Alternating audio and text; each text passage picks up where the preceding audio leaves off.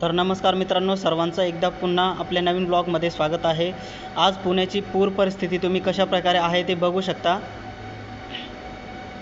या ठिकाणी ढोल ताशा पथक यांनी बनवलेला मंडप हे सुद्धा पाण्यामध्ये गेलेला आहे। त्याच प्रकारे या ठिकाणी पोकलँड सुद्धा पूर्ण पाण्यामध्ये आहे।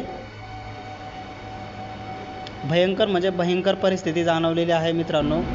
नदी काठच्या लोकांना सगळ्यांना सतर्कतेचा इशारा देण्यात आलेला होता। काही ठिकाणी गाड्या वगैरे सगळ्याच पाण्यामध्ये आहेत। सतर्कतेचा इशारा दिला असून सुद्धा लोकांनी निष्काळजीपणा केला तर त्याचे हे परिणाम बघायला भेटत आहेत। मित्रांनो, व्हिडिओ नक्की शेवटपर्यंत बघा। व्हिडिओ आवडला तर लाईक करा, शेअर करा आणि कमेंट्स करायला विसरू नका। त्याचबरोबर सबस्क्राईब करायला सुद्धा विसरू नका।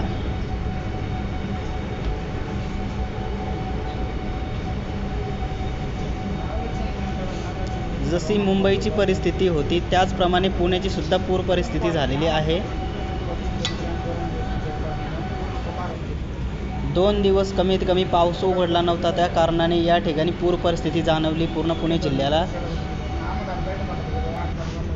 ज्याप्रमाणे पावसाने मुंबईत थैमान घातलं त्याचप्रमाणे पुण्यात सुद्धा परिस्थिती केली।